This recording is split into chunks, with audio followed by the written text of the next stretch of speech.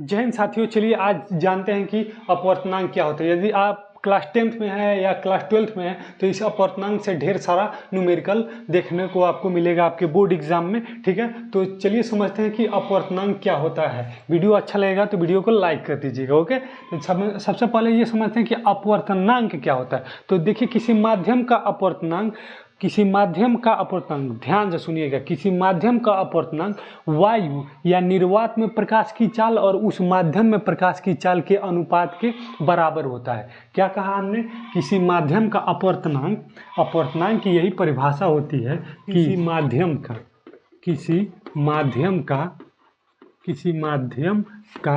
अपवर्तनांक निर्वात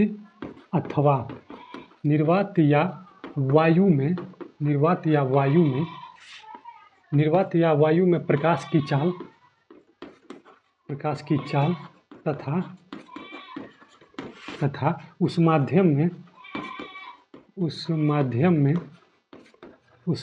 प्रकाश की चाल तथा उस माध्यम में प्रकाश की चाल के अनुपात के बराबर होता है। क्या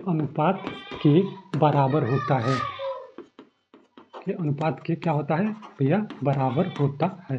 ठीक है, तो अपवर्तनांक किसे कहेंगे? किसी माध्यम का अपवर्तनांक निर्वात या वायु में प्रकाश की चाल तथा उस माध्यम में प्रकाश की चाल के अनुपात के बराबर होता है। ठीक है, और लिखेंगे यहाँ पे, इसका फार्मूला हो जाएगा माध्यम में प्रकाश की चाल बराबर माध्यम में प्रकाश की चाल, कोई भी माध्यम हो, माध्यम में प्रकाश का अपवर्तनांक, किसी माध्यम में अपवर्तनांक जिसको n से रिप्रेजेंट करते हैं, वो क्या होता है? निर्वात में प्रकाश की चाल और बटे माध्यम में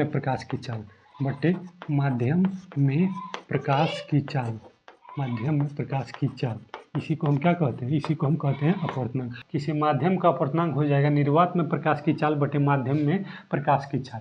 ठीक है, तो इसको n से रिप्रेजेंट करते हैं n। ठीक है, और निर्वात में प्रकाश की चाल या वायु में प्रकाश की चाल को हम c से रिप्रेजेंट करते हैं, और बटे किसी माध्यम में प्रकाश की चाल को हम v से रिप्रेजेंट करते हैं। तो n बराबर c/v, ये मोस्ट इम्पोर्टेंट फार्मूला है। बार बार इससे क्वेश्चन पूछता है कि वायु से प्रकाश किरण जल में प्रवेश की और जल में उसका चाल इतना हो गया, 2 × 10⁸ मीटर प्रति सेकंड हो गया, तो जल का अपवर्तनांक बताइए। तो आप निकाल सकते हैं ना। कहा कि कोई किरण निर्वात से आ रही है और मानिए इसमें जल है, निर्वात से आ रही है, जल में प्रवेश कर रही है, और जब जल में प्रवेश कर रही है तो उसका वेग बदल जा रहा है, उसका चाल बदल जा रहा है, उसका चाल इतना हो जा रहा है, मानिए 2 × 10⁸ मीटर प्रति सेकंड हो जा रहा है। तो इस जल का अपवर्तनांक बताइए। तो आप कैसे निकालेंगे? सबसे पहले n बराबर c/v, ये फार्मूला आपको आना चाहिए। तो n बराबर c तो फिक्स है कि 3 × 10⁸ मीटर प्रति सेकंड होता है निर्वात में प्रकाश की चाल, बट जल में मानिए 2 × 10⁸ मीटर प्रति सेकंड कह दिया। ठीक है, 2 × 10⁸ मीटर प्रति सेकंड जल में आने के बाद प्रकाश की चाल हो गई। तो जल का अपवर्तनांक निकालने के लिए इन दोनों का भाग लगा देंगे।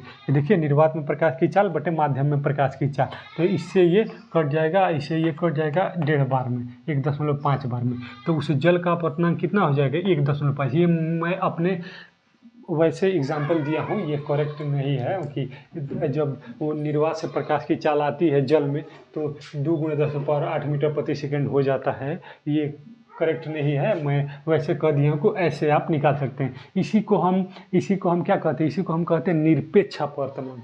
ये जो फार्मूला आया इसको कहते हैं हम निरपेक्ष अपवर्तनांक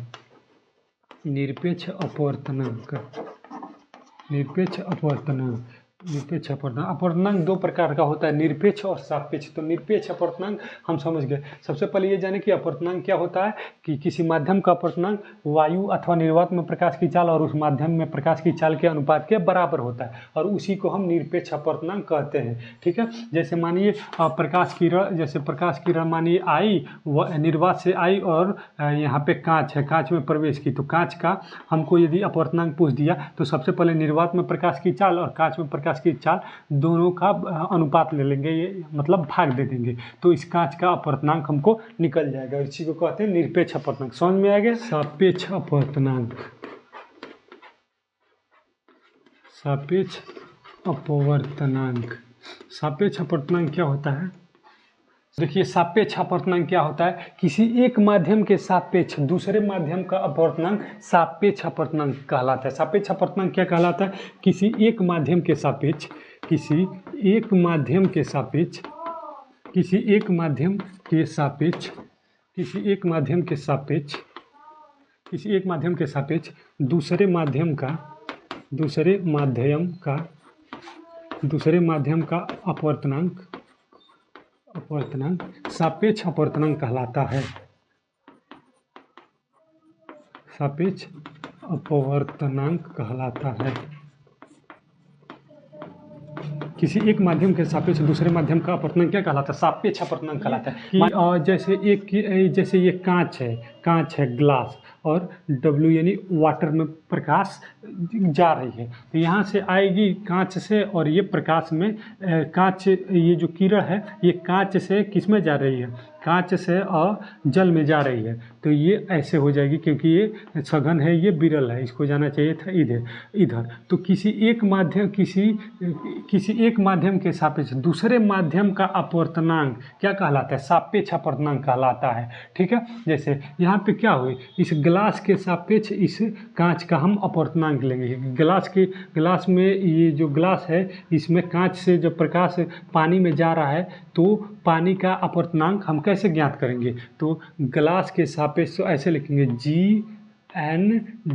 GNW। इसका मतलब हुआ, GNW का मतलब हुआ कांच के सापेक्ष पानी का अपवर्तनांक। तो जिसका अपवर्तनांक निकालना होगा उसके अपवर्तनांक को हम ऊपर लिखेंगे। तो कांच के सापेक्ष पानी का अपवर्तनांक, तो पानी के अपवर्तनांक को निकालना है तो ANW बटे ANG, मतलब जल का अपवर्तनांक ऊपर लिखेंगे और कांच का अपवर्तनांक नीचे लिखेंगे, और दोनों का जो अपवर्तनांक निकलेगा, दोनों का ये जो अनुपात होगा उसी को हम क्या कहते हैं? उसी को कहते हैं हम सापेक्ष अपवर्तनांक। यदि यही कह दिया कि कोई किरण है ANW, यानी कोई किरण वायु से जल में प्रवेश कर रही है, कोई किरण वायु से जल में प्रवेश कर रही है, कहने का मतलब क्या है कि वायु के सापेक्ष जल का अपवर्तनांक। तो वायु के सापेक्ष जल का अपवर्तनांक, तो सबसे पहले वायु का अपवर्तनांक निकालेंगे ANW, और फिर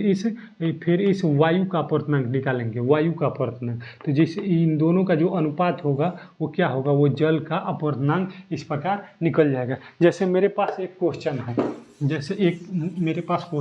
इसका देखिए, ये फार्मूला इसका क्या होता है? इसका पहले माध्यम की प्रकाश की चाल यदि V1 है, दूसरे माध्यम में प्रकाश की चाल V2 है, तो N बराबर होता है N बराबर V1 बटे V2 होता है। ये सापेक्ष अपवर्तनांक का फार्मूला हो गया। जैसे मेरे पास एक क्वेश्चन है, आप उसको बताने का प्रयास करिएगा।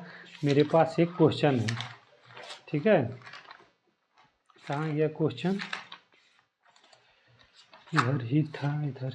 हाँ, देखिए, कह रहा है वायु के सापेक्ष जल का अपवर्तनांक 1.33 है। वायु के सापेक्ष जल का अपवर्तनांक, वायु के सापेक्ष, एयर के सापेक्ष वाटर का अपवर्तनांक कितना कह रहा है? 1.33 है, 1.33। और फिर कह रहा है वायु के सापेक्ष कांच का अपवर्तनांक, वायु के सापेक्ष कांच का अपवर्तनांक कितना हमको दिया है? 1.5। और हमसे पूछ क्या रहा है कि जल के सापेक्ष कांच का अपवर्तनांक ज्ञात कीजिए। जल के सापेक्ष जल के सापेक्ष कांच का अपवर्तनांक ज्ञात कीजिए। तो जिसका निकालना होगा उसके अपवर्तनांक को ऊपर, तो ANG कांच का हमको निकालना है ना। अब आइए नीचे आ जाएगा ANW, ANW। तो ANG कितना है? ANG है 1.5 और ANW कितना है? 1.33। इसी को हम सापेक्ष अपवर्तनांक कहेंगे। और ये किसका अपवर्तनांक निकला है? ये किसका अपवर्तनांक निकला है?